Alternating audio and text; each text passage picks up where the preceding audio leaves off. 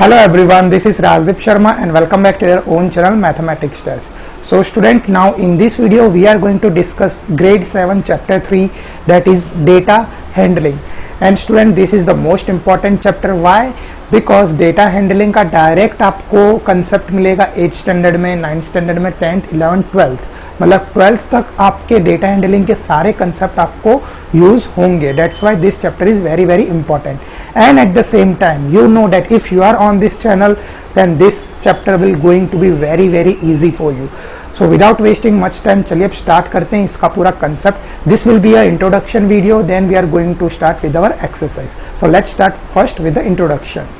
सो हमारे चैप्टर का नाम है data handling. So first thing first हमको समझना है डेटा. डेटा मतलब क्या? तो सबसे सिंपलेस्ट डेफिनेशन है स्टूडेंट्स डेटा की. Data means anything that gives information. बस आपको इतना ही चीज याद रखनी है. We are not here to mug up the things, we are here to clear our concept that what is data. तो data is anything that gives information. अब देखो मैं आपको एग्जांपल देता हूं. For example if I right 132 crores. So what is this 132 crore? This 132 crore shows that it is a population of India. मतलब हमको information मिली कि ये पॉपुलेशन है कहाँ की? इंडिया की. तो बस इसी का मतलब डेटा होता है. 132 crore is our data. That means data is anything that gives information. अब डेटा के अंदर होगा क्या? तो data includes number and the facts. These are the number. 132 crore is the number and what is the fact that it is a population. अब चलिए मैं आपको एक और रियल वर्ल्ड एग्जांपल देता हूँ. टिल डेट, आज की डेट तक हमारे कोविड-19 के केस, जैसे we all know corona virus हमारे पूरे देश में फैला हुआ है और पूरे वर्ल्ड में भी. तो आज की डेट में कोरोना वायरस के इंडिया में कितने पेशेंट है? Around 10 lakh. So that means the 10 lakh of people is the data. And what is the fact that these are the reports according to the WHO. So simple meaning of the data is anything that gives information. So now student, let's just discuss about the various terms that we are going to use in this chapter. So the first one is the mean, the second one is the mode, third one is the median, fourth one is the range and the fifth one is the frequency. So I want everyone to write down in this notebook or you can also take the screenshot. अब चलिए देखते हैं line by line. Mean क्या होता है, mode क्या होता है, median, range and the frequency. So student now listen very properly. Now if you are clear now with all this concept, अगर आपको ये सारे कंसेप्ट क्लियर हो जाएंगे, trust me the exercise will going to be very very easy for each and every one of you. So student अब देखते हैं इसका फर्स्ट कंसेप्ट. देखो क्या है मीन. मीन को हम क्या बोल सकते हैं? एवरेज. एवरेज आपने पहले पढ़ा होगा. हम एवरेज कैसे निकालते हैं? जितने भी नंबर्स दिए हैं उन सबका ऐड करके डिवाइड टोटल नंबर्स. अब देखो मैंने आप लोगों के लिए मीन का फॉर्मूला लिखा है जो बहुत इंपॉर्टेंट है और बहुत ही इजी है. क्या है formula? Mean equals to sum of all observation upon total observation. अब देखो ये फॉर्मूला को और अच्छे से समझाना हो तो देखो मैंने एक एग्जांपल लेता हूं. सपोज मेरे पास डेटा है 2 और 8. ठीक है, 2 और 8 मेरे पास डेटा है. तो मुझे इन दोनों नंबर का निकालना है मीन. तो क्या करूंगा? सम ऑफ ऑल ऑब्जर्वेशन. अब ऑब्जर्वेशन मतलब 2 और 8 ये मेरे ऑब्जर्वेशन है और इनका मुझे क्या करना है? सम. और टोटल कितने ऑब्जर्वेशन है? 1 और 2. तो देखो पहले तो ये line sum of all observation that means 2 plus 8 upon total observation. Total observation कितने? ये फर्स्ट और ये सेकेंड. तो डिवाइड बाई 2. ठीक है, आज समझ में कुछ नहीं करना. देखो सम तो दोनों का सम कर दिया. टोटल, ये टोटल कितने नंबर है हमारे पास? ये 1 और ये 2. तो divide by 2. Now 8 plus 2 that is 10 divide by 2. So our answer is 5. तो सिंपली मीन हमारा क्या आ गया? 5.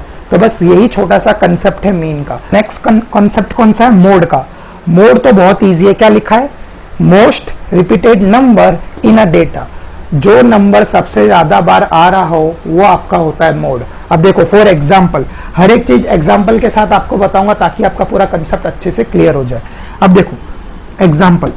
अब एग्जाम्पल मैं लेता हूं. लेट सपोज मेरे पास डेटा है 1 2 5 2 3 4 2 5. तो बस आपको खाली इतना मुझे बताना है कि ऐसा कौन सा नंबर है जो सबसे ज्यादा बार आ रहा है. देखो 1 तो एक ही बार आ रहा है और किधर भी 1 नहीं आ रहा. 2 देखो एक बार यहां पे आ रहा है 1 2 3. मतलब 2 कितनी बार आ रहा है? 3 बार.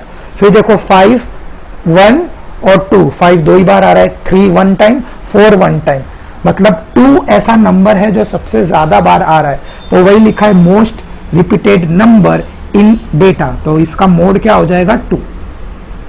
आज समझ में, मोड सबसे ज्यादा इजी आपको निकालना, most repeated number in a data is called mode. So student देखो अभी नेक्स्ट कॉन्सेप्ट कौन सा है, मीडियन। मीडियन भी बहुत इजी है, देखो क्या बोल रहा है, middle value of organise data, मतलब डेटा की मिडल वैल्यू। पर देखो यहाँ पे एक वर्ड है, क्या लिखा है, ऑर्गेनाइज्ड। तब देखो बच्चों ऑर्गेनाइज का मतलब क्या होता है, ऑर्गेनाइज का मतलब वेल अरेंज। तो आप मुझे देख के बताओ क्या ये जो मेरा डेटा है वो क्या अरेंज है, मतलब देखो पहले बड़ा नंबर आ रहा है, फिर छोटा आ रहा है, फिर वापस बड़ा नंबर, छोटा नंबर, बड़ा नंबर, फिर वापस बड़ा नंबर और फिर देन छोटा number. That means the number are not organized properly, so we have to make them organized। तो organized कैसे करेंगे, या तो इस सारे डेटा को असेंडिंग ऑर्डर में अरेंज करो या डिसेंडिंग ऑर्डर में अरेंज करो। तो देखो मैं जितने भी नंबर से इनको मैं डिसेंडिंग ऑर्डर में अरेंज कर देता हूं। तो सबसे बड़ा नंबर 12, ठीक है, उसके बाद 10, then we have 8, then 6 and then 5, 3 or 2। So now our data is arranged properly, this is known as the organized data। देखो सारे नंबर्स एकदम प्रॉपरली अरेंज हो चुके हैं, मतलब फ्रॉम डिसेंडिंग टू असेंडिंग, मतलब largest number to the smallest number. अब definition पढ़ो, middle value of organise data, मतलब ये डेटा का मिडल वैल्यू। दैट मीन्स देखो अगर मैं यहां से 3 डेटा लेफ्ट करता हूं तो मुझे यहां से भी 3 डेटा लेफ्ट करने पड़ेंगे। सो मेरा मिडल नंबर कौन सा आया, 6, तो इसका मीडियन क्या हो जाएगा, ये पूरे डेटा का मीडियन इज 6। आई बात समझ में। अब काफी बच्चों को डाउट होगा कि दिस इज 1 2 3 4 5 6 7, ये तो 7 थे तो 3 3 का ग्रुप बना दिया और आ गया बीच का middle value. But what about when there are 8 terms, 10 terms, 12 terms, तब क्या करना है, तो देखो उसका भी मैं आपको एग्जांपल बताता हूं। देखो स्टूडेंट अब हमारे पास डेटा क्या है, 5 3 10 2 8 12 6 7। तो क्या ये मेरा डेटा ऑर्गेनाइज है, नहीं, क्योंकि ये प्रॉपर्ली अरेंज नहीं है। सो फर्स्ट ऑफ ऑल अगर हमको मीडियन निकालना है तो उस डेटा को पहले ऑर्गेनाइज करना पड़ेगा। तो देखो कैसे करेंगे, सबसे पहले लार्जेस्ट नंबर दैट इज 12, फिर 10, फिर 8, फिर 6, उसके 8 के बाद क्या आ जाएगा 7, फिर आएगा 6, फिर 5, फिर 3 and then 2। Yes, now my data is arrange properly.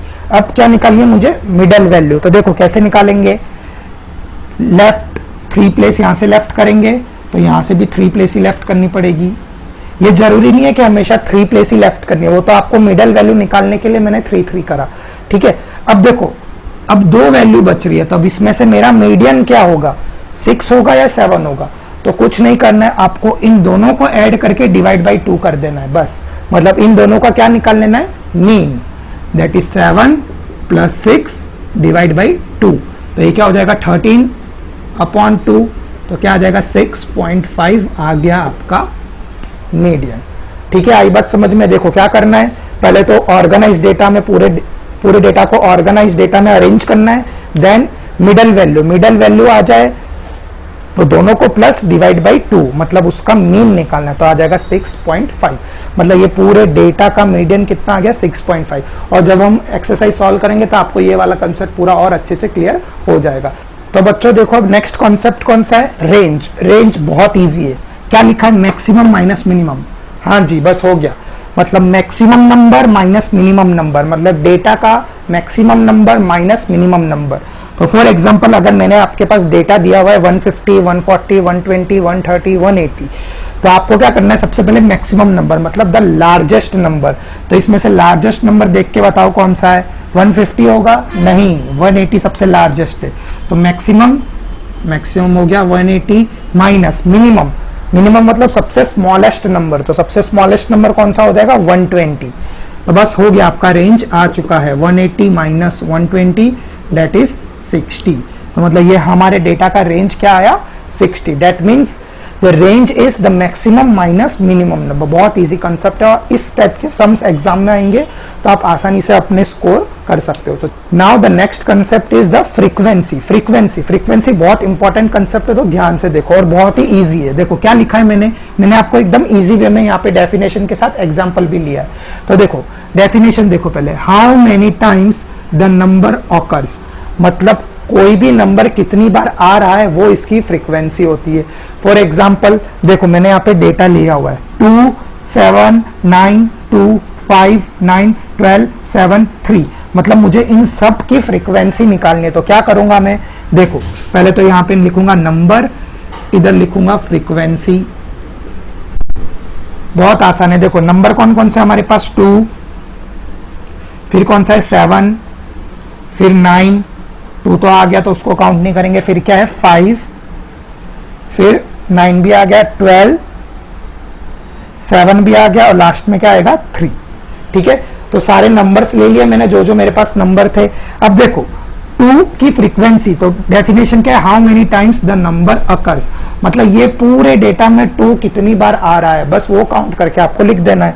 तो 1 2 बस 2 टाइम्स आ रहा है तो इसकी फ्रीक्वेंसी क्या हो गई 2। अभी 7 कितने टाइम्स आ रहा है 1 2, तो 7 की फ्रीक्वेंसी क्या आ जाएगी 2।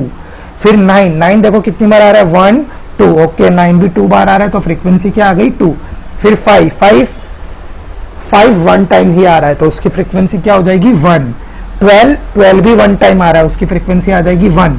और 3 भी 1 टाइम ही आ रहा है तो उसकी फ्रीक्वेंसी आ जाएगी 1। तो बस यही छोटा सा कंसेप्ट है फ्रीक्वेंसी का, बहुत इजी है। How many times the number occurs, that simply known as the frequency. अब देखो एक और मैं आपको रियल लाइफ एग्जांपल दूं, एक वीक में मंडे आने की फ्रीक्वेंसी कितनी होती है, तो एक वीक में 7 डेज होते हैं तो 7 फ्रीक्वेंसी तो हो नहीं सकती मंडे की। मंडे कितनी बार आता है 1 time, so the frequency of getting Monday in a week is 1। ऐसे ही सारे वीक्स, ऐसे कोई भी वीक में हर एक डे की फ्रीक्वेंसी 1 ही होगी। ठीक है, सो इस तरीके से हमको फ्रीक्वेंसी निकालनी है।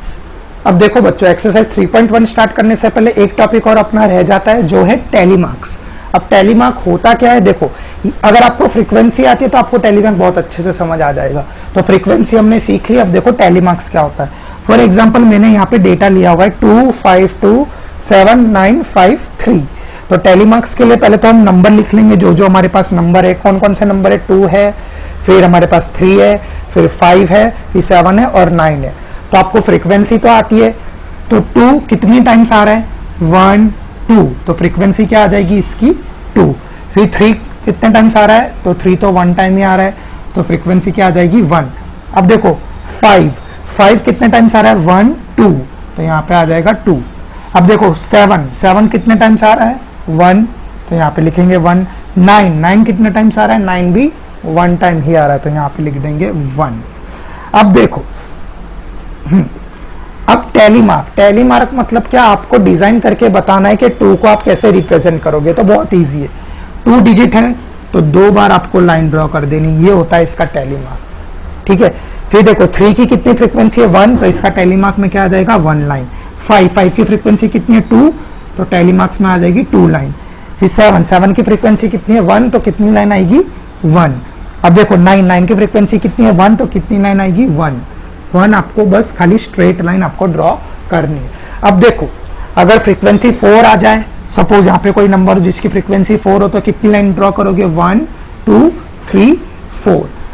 पर मोस्ट इंपॉर्टेंट थिंग, अगर किसी की फ्रीक्वेंसी 5 हो तो 5 में आप कैसा करोगे 1 2 3 4 5 ऐसा करोगे, नहीं ऐसा नहीं करना। 5 के लिए आपको क्या करना है, पहले 4 तो ड्रॉ कर देना है और एक क्रॉस में लाइन ड्रॉ करनी है। मतलब 5 के लिए आपको स्ट्रेट लाइन नहीं, क्रॉस लाइन। तो मतलब 1 2 3 4 और ये हो गया मेरा 5। आया समझ में? और इस टाइप के एग्जांपल्स एक्सरसाइज में आएंगे तब आपको और अच्छे से क्लियर हो जाएगा। तो चलिए स्टार्ट करते हैं क्वेश्चन नंबर 1 फ्रॉम एक्सरसाइज 3.1।